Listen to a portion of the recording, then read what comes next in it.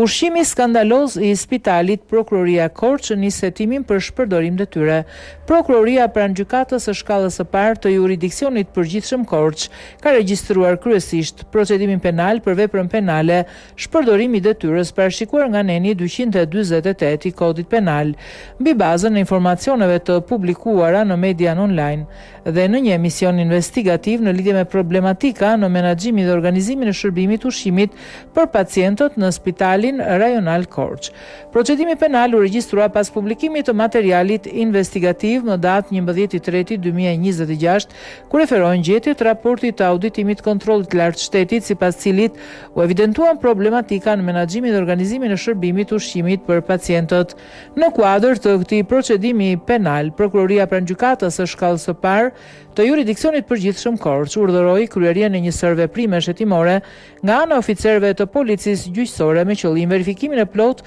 të rrethanave të paraqitura në materialin e publikuar,